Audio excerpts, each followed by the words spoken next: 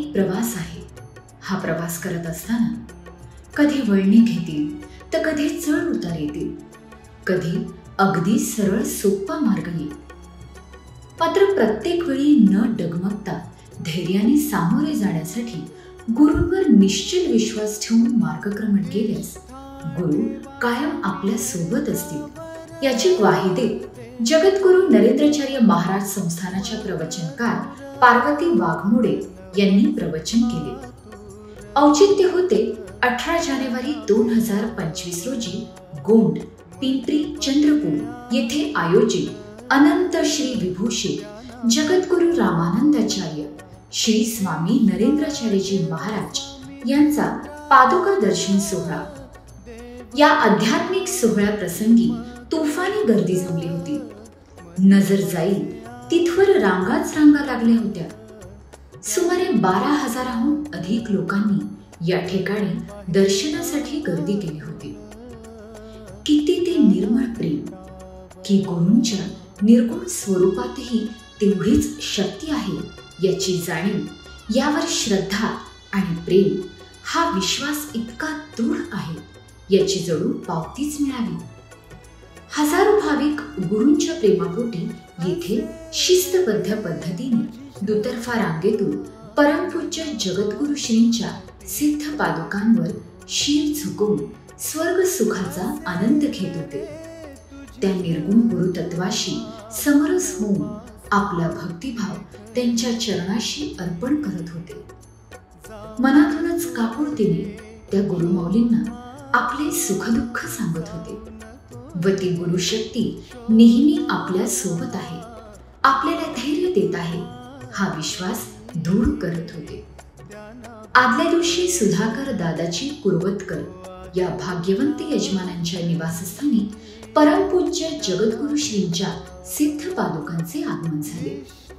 मोठ्या उत्साहात भव्य मिरवणुकीने परमपूज्य स्वामीजींचे कार्यक्रम स्थळी आगमन झाले.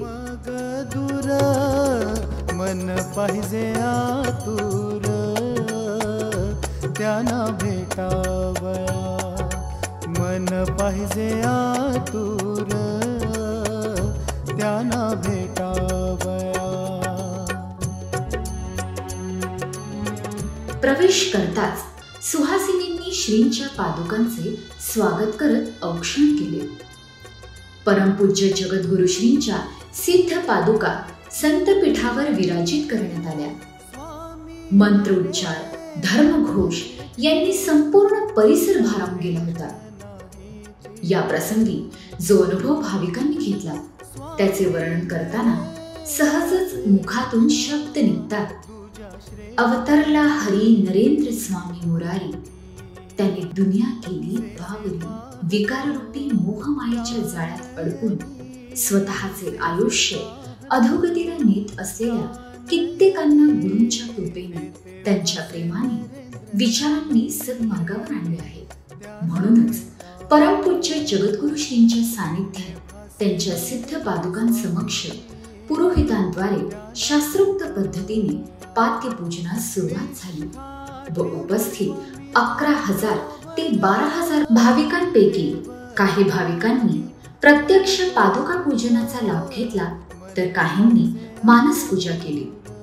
परमपूज्य जगद्गुरु श्रींच्या तुम्ही जगा दुसऱ्याला जगवा या अमूल्य संदेशाचे पालन करत कार्यक्रमस्थळी गरजू 52 महिलांना शिलाई मशीन्सचे विनामूल्य वाटप करण्यात आले.